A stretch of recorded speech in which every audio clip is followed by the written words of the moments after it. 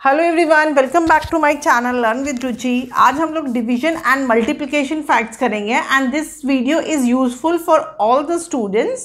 Primary classes तक सभी के लिए इम्पॉर्टेंट है बिकॉज उसके बाद आपको ये सब चीज़ें बहुत ईजीली आ जाती हैं 6-7 से।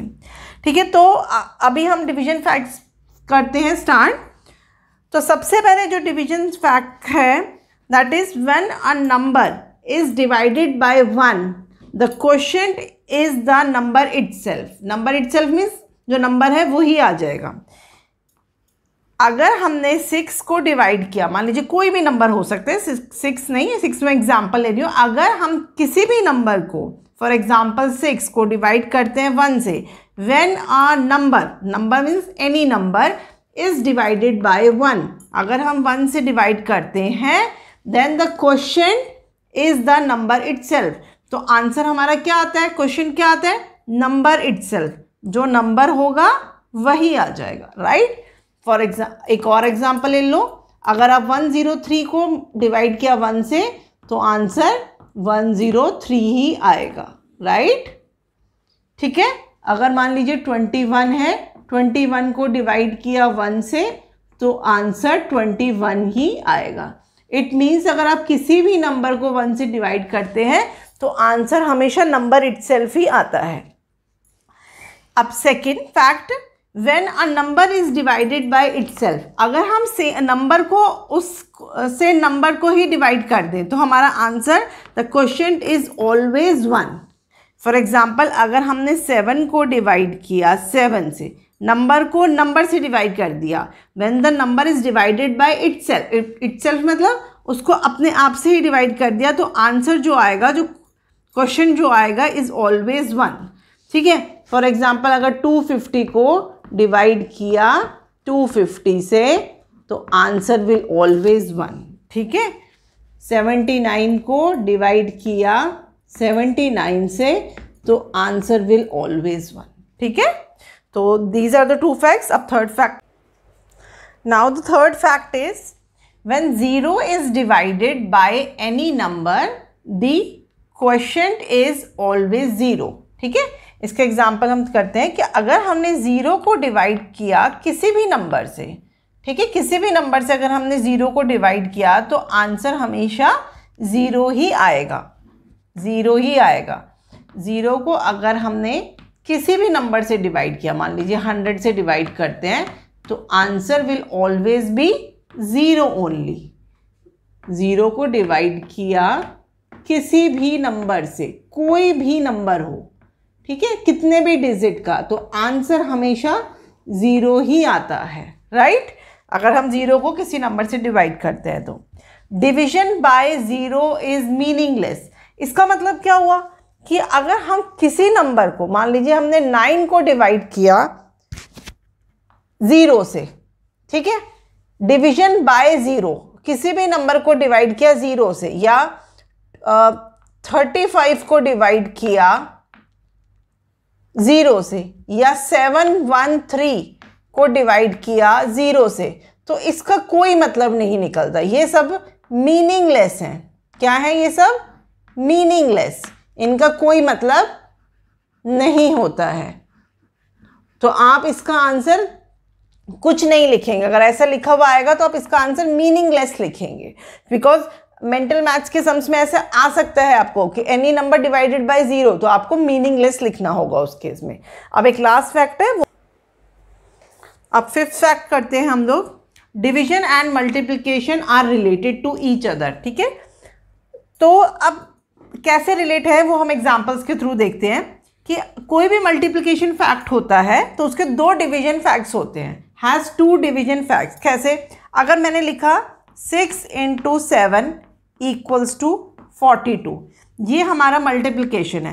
अब इस मल्टीप्लिकेशन से हम 2 डिवीजन फैक्ट्स फाइंड आउट कर सकते हैं। कैसे? अगर हमने 42 को डिवाइड करेंगे 7 से तो हमारा आंसर 6 आएगा, और अगर हम 42 को डिवाइड करेंगे 6 से तो हमारा आंसर 7 आएगा। ठीक है, तो these are the two division facts of the given multiplication fact. ठीक है, तो इस तरीके से division and division and multiplication एक दूसरे से रिलेट करते हैं। एक एग्जांपल और ले लीजिए आप, जैसे कि मान लीजिए 9 × 8 = 72, ठीक है। ये मल्टीप्लिकेशन लिखा हुआ है, मल्टीप्लिकेशन फैक्ट। अब इस ऐसा क्वेश्चन आपको आता है कि मल्टीप्लिकेशन फैक्ट दे रखा होगा, आपको 2 डिवीजन फैक्ट्स लिखने होंगे, तो आप कैसे लिखेंगे? आप लिखेंगे, अगर हम 72 को डिवाइड करते हैं 8 से तो आंसर विल बी 9, एंड 72 को डिवाइड करते हैं 9 से तो आंसर वुड बी 8। तो ये सम्स आपको आते हैं division facts and multiplication facts लिखने के लिए एग्जाम में, तो आप इजीली कर सकते हैं, ठीक है। आप ध्यान से देख लीजिए, 6 × 7 42, 42 को डिवाइड किया 6 से तो 7 आंसर आ गया, एंड 42 को डिवाइड करेंगे 7 से तो 6 आंसर आ जाएगा। तो ये डिवीजन फैक्ट्स हो गया हमारा। अब हम लोग मल्टीप्लिकेशन फैक्ट्स करते हैं। First multiplication fact is numbers can be multiplied in any order, the product remains the same। हम नंबर्स को किसी भी तरीके से मल्टीप्लाई करें, फॉर एग्जाम्पल मैंने किया 7 × 8 = 56, ठीक है। लेकिन अगर आप 8 × 7 करते हैं तो भी 56 आता है। तो इसका मतलब क्या हुआ? आप नंबर्स को किसी भी ऑर्डर में मल्टीप्लाई कीजिए, आंसर हमेशा सेम ही रहेगा, आंसर चेंज नहीं होगा, ठीक है। फॉर एग्जाम्पल अगर 14 को मल्टीप्लाई किया 5 से तो आंसर आया 70, 5 को मल्टीप्लाई किया 14 से तो आंसर आया 70। तो आंसर चेंज नहीं होता अगर हम ऑर्डर चेंज कर देते हैं तो, ठीक है। इसको हम, ये वाली प्रॉपर्टी को हम कम्यूटेटिव प्रॉपर्टी भी कहते हैं। क्या कहते हैं इस वाली प्रॉपर्टी को? हम कम्यूटेटिव, इसको हम कम्यूटेटिव प्रॉपर्टी भी बोलते हैं, राइट। अब सेकंड पे जाते हैं। Regrouping and changing the order of the numbers does not change the product. इसका मतलब क्या हुआ कि अगर मान लीजिए आपने मल्टीप्लाई किया 5 × 2 × 6, ठीक है। मैंने 5 का और 2 का ग्रुप बना लिया। 5 और 2 का ग्रुप बनाने से क्या हुआ? 5 × 2 = 10 × 6, आंसर क्या आया? 60 आया आंसर, राइट। अब मैंने क्या किया कि 5 को अलग कर दिया मैंने, एंड मैंने 2 और 6 का ग्रुप बनाया, तो इसमें आंसर क्या आएगा? 5 × 6 × 2 = 12। अब मल्टीप्लाई करेंगे, then answer again would be 60। अब मैंने क्या किया? 5 और 6 का ग्रुप बना लेती हूँ। मैंने ऑर्डर भी चेंज कर दिया, ग्रुप भी चेंज कर दिया।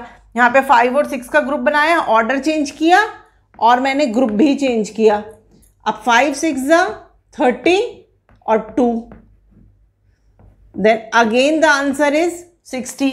इसका मतलब जब हम नंबर्स का ऑर्डर चेंज करें या ग्रुप चेंज करें तो उससे कोई फर्क नहीं पड़ता, आंसर हमेशा सेम ही रहता है। ये देखिए, ये 60, ये भी 60, राइट। अब now the third fact is when a number is multiplied by 1 the product is the number itself। इसका मतलब क्या हुआ कि अगर हमने किसी भी नंबर को, एनी नंबर को अगर 1 से मल्टीप्लाई किया तो जो आंसर आएगा, हमारा प्रोडक्ट आएगा, वो नंबर इटसेल्फ होगा, जो नंबर होगा वही आ जाएगा, राइट। तो मान लीजिए 250 को मल्टीप्लाई किया 1 से तो आंसर वुड बी 250 ओनली, जो नंबर होगा वही आ जाएगा। Now fourth fact is when a number is multiplied by 0 then the product is always 0। अगर हमने किसी भी नंबर को मल्टीप्लाई किया 0 से तो आंसर हमेशा 0 ही आएगा। चाहे आप किसी भी नंबर को 100 को मल्टीप्लाई किया 0 से तो आंसर हमेशा 0 ही। Now the fifth fact is division and multiplication are related to each other, ठीक है। जिस तरीके से डिवीजन फैक्ट में किया था इसी तरीके से मल्टीप्लिकेशन फैक्ट में भी हम करेंगे। Every division fact has 2 multiplication facts. Division fact में हम इसका उल्टा किया था कि every multiplication fact has 2 division fact. इसमें हम डिवीजन फैक्ट लिखते हैं एक। फॉर एग्जांपल मैंने लिखा 35 को अगर आप डिवाइड करते हैं 5 से तो आंसर इज 7। तो इसके 2 डिवीजन फैक्ट्स अगर आपको लिखने को बोलेंगे, मल्टीप्लिकेशन फैक्ट लिखने को बोलेंगे, बिकॉज हम मल्टीप्लिकेशन फैक्ट लिख कर रहे हैं, तो हम कैसे लिखेंगे? 5 × 7, 5 को मल्टीप्लाई करेंगे 7 से तो आंसर आएगा 35। या आप ऐसे भी लिख सकते हैं 7 को मल्टीप्लाई करेंगे हम 5 से, इसको उल्टा कर दीजिए तो आंसर आएगा 35। ठीक है, तो एग्जाम में आएगा आपको कि एक डिवीजन फैक्ट लिखा हुआ होगा, आपको 2 मल्टीप्लिकेशन फैक्ट्स लिखने होंगे, तो आप इस तरीके से कर सकते हैं। ठीक है, एक एग्जाम्पल और कर लेते हैं इसका।